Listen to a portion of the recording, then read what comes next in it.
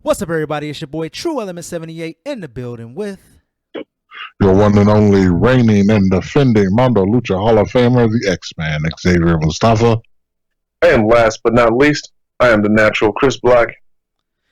And today is another special edition of the Saturday Night Slamcasters, where we are covering the Undertaker's Last Ride documentary series that is on the WWE Network. So hopefully you guys have been checking that out. Before we jump into that, I want to let all you guys know to make sure that you leave us a thumbs up. Make sure that you subscribe to the channel and leave us a comment. We appreciate comments. We reply to those comments. And also, you can find us wherever you get your podcast from at Saturday Night Slamcasters. And the content over there is based on the weekly product and the goings-on of the current wrestling world. But like I said, today we're here to cover Chapter 2, entitled The Redemption. And that is part of the Undertaker's The Last Ride documentary series. This episode mainly covered the Undertaker's match with Roman Reigns at WrestleMania 34. Yeah, WrestleMania 34. 33? I thought it was 33. Maybe I'm wrong. No, 33. Yeah, it was 33. It was 33. Because 30 is when he lost to Brock. Yeah, so WrestleMania 33. And his right hip resurfacing surgery and what it took for him to do rehab. And him really thinking that he was done with wrestling, but being offered the opportunity to come back and redeem himself. So it shows him training, getting prepared for WrestleMania 34 against John Cena. So what you guys think of this episode? I enjoyed the episode just like last time, just learning different aspects of The Undertaker's life. I think is pretty cool. So, yeah, I enjoyed it. This episode, more so than the last one, it's always kind of weird seeing Undertaker use his normal voice and actually be vulnerable, feeling like insecure about his matches, and it's just really weird to see him in that light. But again, like Mustafa said, it's just a different perspective, and man, like you can't help but have respect for this man. He ain't been right since Yokozuna then put him in that casket. I just want to say that. Yeah, so one of the interesting things this episode was this was a very Vince McMahon heavy episode, and there was a lot of talking about the relationship between Vince McMahon and The Undertaker as well. And him, pretty much everybody, Michelle McCool and Undertaker, both showing a lot of gratitude to Vince McMahon and talking about how he changed their life, or at least changed The Undertaker's life, and how he's so loyal to Vince because of that. When everybody left, Undertaker stayed. And so he kind of has a different viewpoint from a lot of different people within the industry of Vince McMahon. And they even sat Vince McMahon down and they asked him, what has the Undertaker meant to you? Well, meant to the WWE and you as well. And Vince McMahon started welling up and tearing up, and he couldn't really answer the question. And he told him, like, we can't do that one or whatever. He waved off the camera people. So, like, has there ever been a promoter that you guys have felt that loyal to? I think I already know the answer. Well, probably the guy that we credit our training to, Angel Armani, pretty much got a really good loyalty with him. I know since I've moved, I haven't really worked any of his shows, but pretty sure I'll be welcomed back with open arms. I said, no, he don't like you no more. Oh, well. No, I'm just joking. Yeah, the one here, of course, is Armani. The other one is a guy by the name of Mike Promo. He's not running anymore, though, but in Tennessee, and he was awesome. Can't forget Legacy Pro Wrestling with the great, Booker, Mustafa, and T.C. Washington. You can kiss as much ass as you want to. You still gonna get them hands by the one and only Gavin August.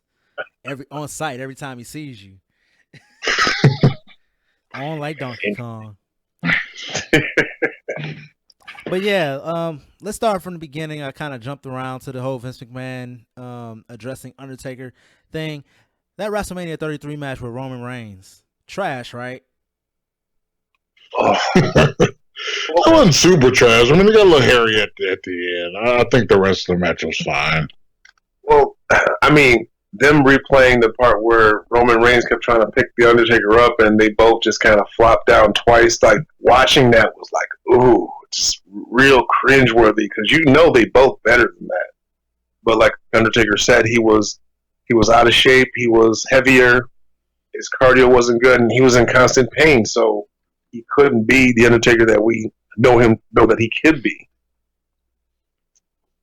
It was rough watching that clip. That just man, you can see the disappointment in Undertaker's eyes. Like, man, I really fucked up.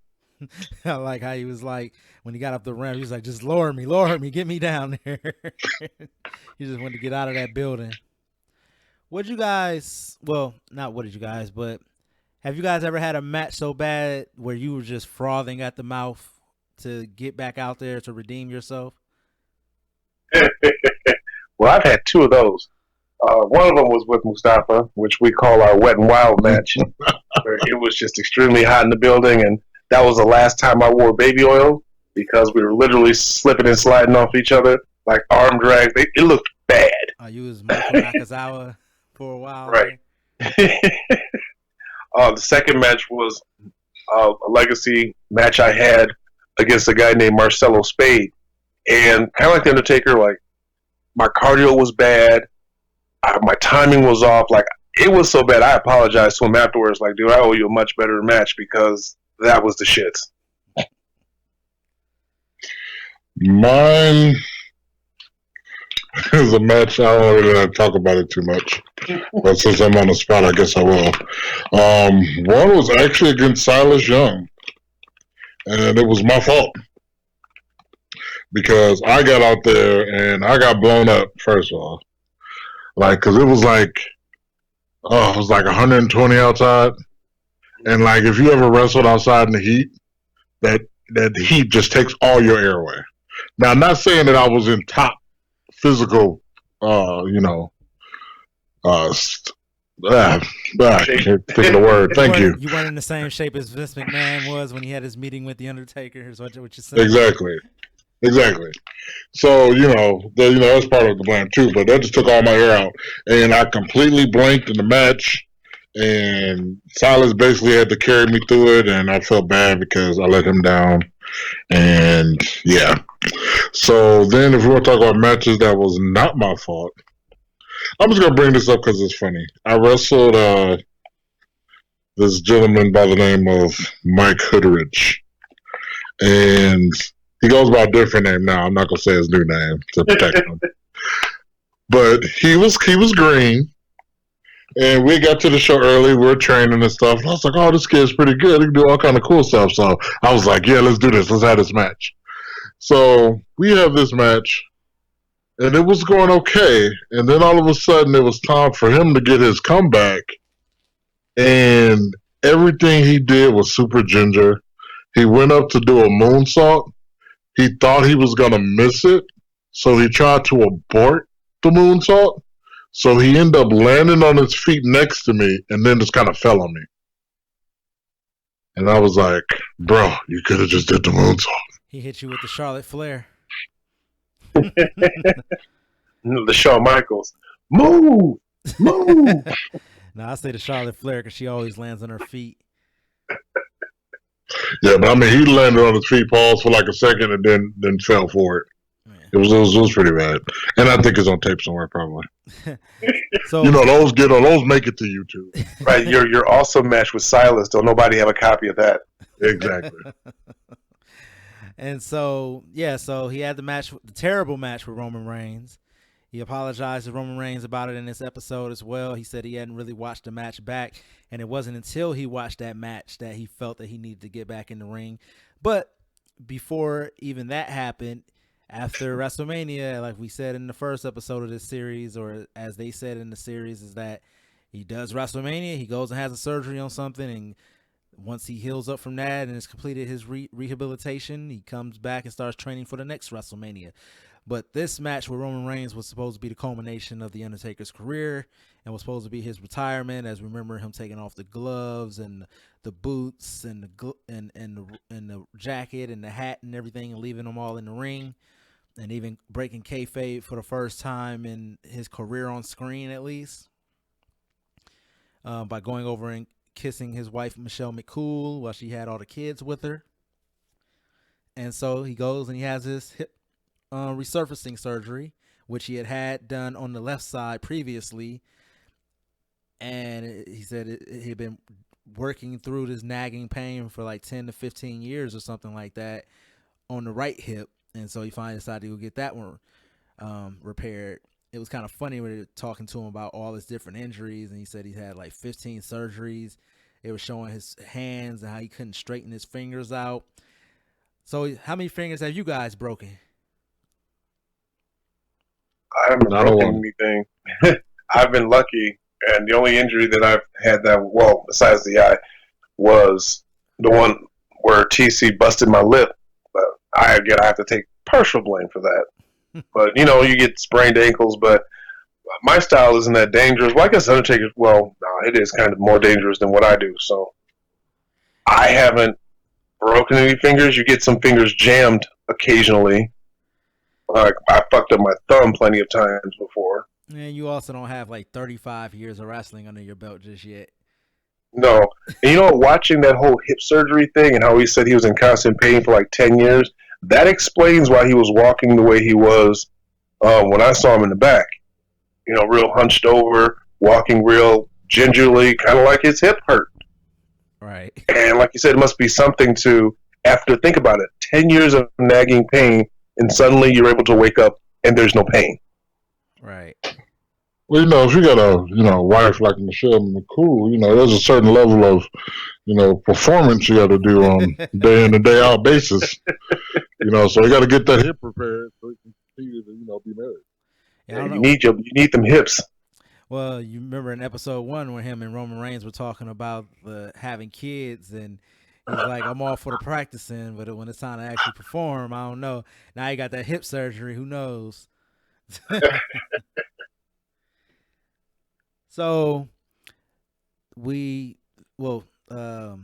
Undertaker gets done with his surgery. He does his rehab and everything, and WrestleMania time is approaching. He says he gets a call from Vince McMahon to make his way to Stamford, Connecticut. And so him and Michelle McCool make the trip up there to Stamford. Vince McMahon leaves them waiting for like an hour or so because he's doing his workout in Titan Towers. Vince McMahon comes up looking straight out of 1999, St. Valentine's Day Massacre, Cobra back, just swole to the gills. Hopefully I can have the body of that man when I'm his age. Not necessarily the face, but black. He's just thankful. He's just thankful that they don't test him. Just saying. Yeah, so you see a lot of the pleasantries that him and Undertaker have. And it wasn't in this meeting, but Undertaker said pretty much that Vince McMahon had said to him one time that, Mark, you've been feeling sorry for yourself. And Undertaker said he's the only guy who could probably get away with saying something like that to me, because anybody else I would have probably stood up and knocked him out. But he's like, he's not saying this as my boss. He's saying this as my friend and someone that knows me. And he's like, he was right. He's like, I have been feeling sorry for myself. And that was basically involving that WrestleMania match. And so during this meeting, he asks, it's pretty much about what does Undertaker see for his career moving forward. And so he kicks the cameras out and everything like that. And it comes down to he's basically being given an offer to possibly perform at WrestleMania, but he hasn't made the decision just yet. And so he tells Vince McMahon that he'll get back to him before the end of the Elimination Chamber. And so he says Vince sends a ring down to Texas and everything, and he buys out this building that's been empty since he moved there, which I can't imagine how long this building had been sitting vacant, but it was like an old jet ski shop or something like that. WWE sent him a ring. He set it up, and he got to work. He said it was as redneck can be. Yeah, he had to get the Still good plumbing done, training like center. done, yeah. And so started running the ropes, seeing how he felt, taking bumps and everything like that. And they showed a montage of that pretty much. I was waiting for some of that Rocky music to kick in, but it didn't, unfortunately. Um, Full disclosure, I hate that goddamn song. Eye of the Tiger. Yes. That's a jam. No. That's one of the songs that give me hype. What was shocking about the whole training thing was, out of all people, he had Epico, or was it Primo? He had Epico, I think, come and train with him. I'm just like, that's odd, but I guess someone just to bump you around. Damn, Man, dude. No, I just wouldn't. I just wouldn't guess that he would pick Epico to be his bumping partner. Somebody under the radar that's skilled, comes from a legacy family, probably lives in the area when he's not in Puerto Listen, Rico. what else was he doing? Hey. Right, not like he was booked or anything.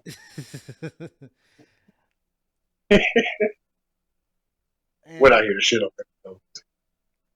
Yeah, and also another thing, before he even sent the ring down there, and Vince was offering him the opportunity to go to WrestleMania or have a match or whatever. I forgot to mention this. One of the things that Undertaker said to Vince, he was like, "My tank is empty," and he says normally Vince McMahon is rah rah rah, charge forward, and he's like he could sell ice to an Eskimo or whatever, and he said Vince didn't do any of that. He just repeated what he said, like your tank's empty. And he was like, what the fuck? Like, is he challenging me? Is he calling me out? he's like, well, I mean, I think after his performance, and you can look and see it in his eyes afterwards, Vince probably knew, like, the writing was on the wall that if he don't do something different, like, his career is over with. If he's going to continue, quote unquote, feeling sorry for himself, then he wouldn't return as the Undertaker that we know and love. So I think it was kind of a challenge. Like I said, Vince McMahon got a weird way of motivating guys sometimes. Yeah, so he ends up cutting a promo after one of his bumping sessions and saying that I ain't as good as I once was, but I'm as good once as I ever was, is how he ends it. And so we're off to the races with John Cena cutting scathing promos on the Undertaker, shall I say. We have episodes that talk about these episodes of Raw on our podcast channel, where he's telling Undertaker, like, you're not old and washed up or whatever, because if you were, you wouldn't be posting pictures on your wife's Instagram of you working out, so you can come and face me as a man or whatever. And so the match is set for WrestleMania. Undertaker says he's like 315 pounds or something like that, or 325 pounds. And so, like Chris Black said, he starts working out with Epico to get in shape. He starts doing CrossFit. They show training montages. Made me want to get my ass back in the gym. Made me possibly want to go hit the ring and everything like that. So I can definitely be in shape when I take out Xavier Mustafa and end his career as well. That's what I was going to say. Hit the ring. Okay. All right. And nothing to it but to do it. Yeah. But, I mean, a guy like Undertaker, you would think that he knows exactly what he needs to do to get himself ready for a match. Yeah, but, you know, as you get up there, it becomes harder and harder to motivate yourself to want to go and put in that work and get out there and do what needs to be done. So you need other people to push and motivate you. Like, I like the part where he's like, it was 60 degrees yesterday, it's 90 degrees a day. When I come down here to Hell's Gym or whatever, and he's like, I'm not going to make any excuses, but God damn, it's hot. So, yeah, Xavier Mustafa said, like, I can't stand the heat. I'm one of those people be like, oh, let's go for a jog outside. Let's go work out outside. Why the fuck would I do that? There's a perfectly air-conditioned building over here with running water, toilets, sinks, everything that I need. Why would I go outside? I'd be like, I don't know if you know, but the sun is out there. Man, we've gone to many training sessions where it was hot as hell in buildings, or even training sessions outside where it was hot as hell, and those are not fun days. Yeah, if I was a coach, especially when doing wrestling, I'm gonna be like, yeah, y'all gonna train it, man. it would be old school training with me. We gonna see who's strong, who can push through. You gonna be throwing up, you might pass out. If he dies, he dies. But it'd be all of that going on. So, like I said, they show him training, getting in shape. They said he lost 30 pounds in 4 weeks because that's when he really started training to lose the weight and everything. And I remember watching the match with John Cena and just being like, "Damn, Undertaker looks good, man." like he was moving fast, fluid. It was almost like Undertaker from Judgment Day 2000 when he came back as Biker Taker. Damn near like the way he was moving with John Cena. And I like how. Oh, go ahead. I like how. Go ahead. No, go ahead. You like what? I like how that he addressed the rumors about Kid Rock, and everyone expected him to come out as the American Badass because it really did seem like he ended the Undertaker at WrestleMania 33. Yeah, which I wish they had it done, and then it would have been even more special what we got this year with AJ Styles, because you would already been expecting Biker Taker since Undertaker was buried, and then it would have made more sense for AJ Styles to be calling him out as a man or whatever, instead of having to basically feel like he was lifting the curtain. I think if he had exposed himself as Biker Taker or when he faced John Cena, the AJ stuff would have had a little bit more impact than I don't know. Maybe Biker Taker should show up or whatever. I don't know. But match was good. I like how he was like, I trained for 45 minutes, but I only got 5. He said he wished he had more time. And I'm like, no, you don't, Taker. No, you don't. That match was just as long as it needed to be. You know, and he looked impressive. He missed a beat. You only had to take one bump the whole match, and it was a flat back bump. He was well taken care of in that match. Right. He took about as many bumps as I'll take when I retire Xavier Mustafa. So we'll see how that goes for you. But yeah, so that's pretty much where we end this episode. Like I said, there wasn't a whole bunch in this episode. Go ahead, Chris Black. There was one part of it that I didn't expect. It was just kind of out of left field. He actually started talking about what it was like the courtship and dating of Michelle McCool. And I've always kind of thought to myself, like when the episode started, because Michelle McCool was in this episode a lot more, I was like, man, before that part came up, I'm thinking, so how does a woman approach the Undertaker? How does the Undertaker approach a woman to start dating? Because you would think that would be a little bit intimidating. It's funny how they both kind of like she approached him and she was like, no, that's not how it was at all. And how they felt like he knew she was the one when she threw a football. And it was just kind of interesting because, yeah, I wouldn't have thought that him and Michelle would have gotten together when she was first getting into WWE. And how she said before she got there was 2 people she didn't want to meet, which was Kane and The Undertaker, or scared to meet. Yeah, and I could tell, like, looking at her eyes, she really does love Mark Calloway. Like, she was by his side, and I don't think that was just for them filming. That she was there, she was working out with him when he had to work out, so they was suffering together and going through it. And she's a little bratty, she talks a little shit or whatever, and he rolls his eyes at her. Like, it was cute kind of seeing that and stuff. But I've also, like, probably, like, I can see Undertaker be like, shut the fuck up. Yeah. Like, have you seen the gif of Undertaker like doing the talkie face behind her back? Yeah. So you know, when I first heard that they were together, I'm like, man, that's a big age difference. And like you guys said, you know, you never thought about it, and then when you see this happen, it's like, oh, okay. They get along, they cool, they looks legit, you know. But at first I was like, wow, I don't believe this. This has to be like an odd pairing. She looks good for 40. Body looks great for 40. Amazing. Like when they showed her when the Undertaker had just got done working out. Yeah. And then, you know, I was like, look at them abs. Jesus. Okay. One thing, too, I want to say about the Undertaker, too, and this just goes to the kind of person that he is, man. Like, he really, like, it amazes me how much he respects his business. Not that I think he didn't respect the business, but as I learn more and more, the way he's respectful towards the businessman is just amazing to me. Like he was saying when he was working out, and he says that's the reason why I have these things up, which was pictures of people like the Dudleys and Kane and him and Shane and stuff like that. He was like, because didn't he say because he don't want to let them down? Yeah. Or something to that effect. I was like, come on, you can do this. Right. Like motivation. And I was like, oh man, that's cool. And so this series is just making us miss the Undertaker. Like him retiring was the end of an era, and I don't. Like that was literally the end of an era. Like he was the last holdout from. Yeah. I'm saying, is he the last? Shall I say, greats?